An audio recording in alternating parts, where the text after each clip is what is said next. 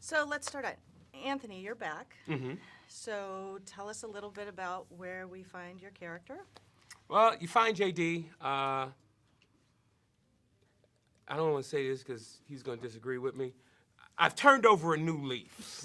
Really? The character JD has turned over a new leaf. You find JD hustling, exploiting. I'm not Taking exploiting advantage. anyone. I might be taking a slight advantage. Yeah, Slight exactly. advantage. Exactly. JD has served his debt to his Yeah, debt you to see, he society. can't get it out. He served his debt to. He's paid his debt to society. He's found a love for cooking. He's bought a food truck. Has started a company Does called he really Gangster. he has a love for cooking? He has a love for cooking. Okay. You're the only one. You're the only one in the barbershop who don't eat my food. Well, the food ain't good for you. It doesn't matter. It's good to you. All right? It's good to you. Yeah, okay. All right. So that's where we find JD now, who has his own business called Gangster Grub. And, some of us in the movie, maybe only one person thinks that he's not doing right. I think everybody thinks it, but everybody likes his food, so they just like, okay, we're gonna eat his food. We know he out here bad, but we're gonna take his food because his food is good. You know what? Is that a good point? I might be out there bad, but I'm better than what I was. Yeah. Okay, can we agree to that? Okay, we agree to that. Okay.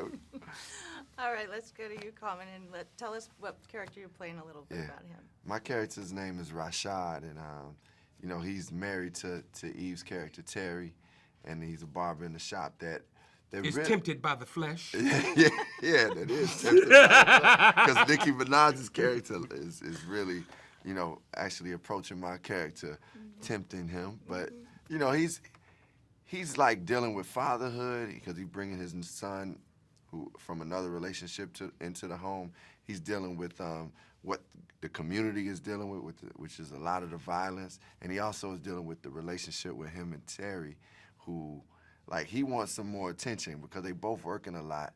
He's like feeling like he's missing the attention, and that's where the temptation with the other young lady, played by Nicki Minaj, comes into play.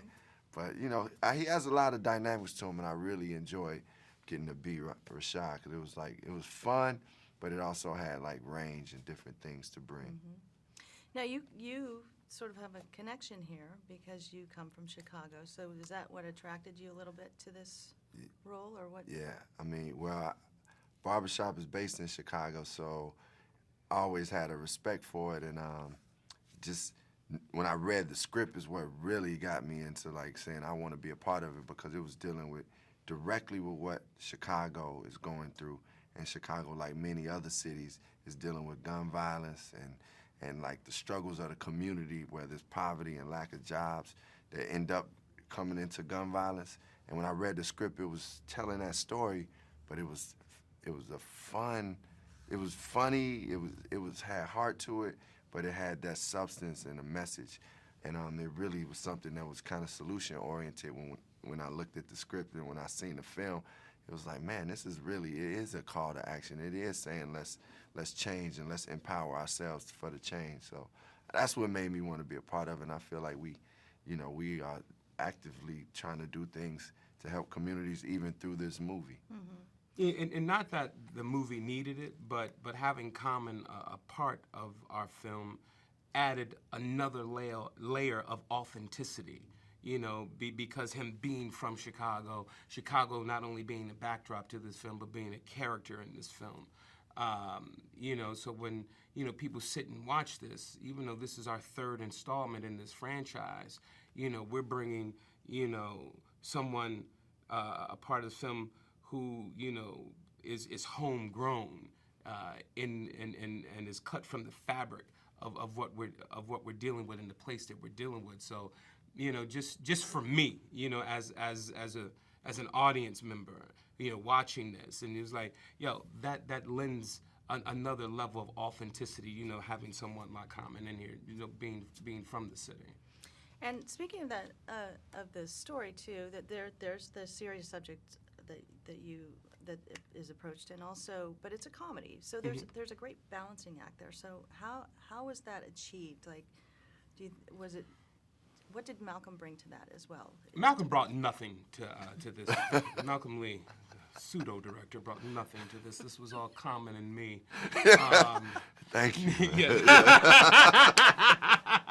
That's the truth. No, but because we're dealing with such a serious issue with what's going on in Chicago, and not only in Chicago but around this country and in our community, we had to find some sort of levity to it. And Malcolm is a masterful and brilliant storyteller. And being able to connect those dots and take you on this emotional journey, and you not even know you're going on this emotional journey until you're in the thick of it, and you're like, oh, how the hell did I end up here?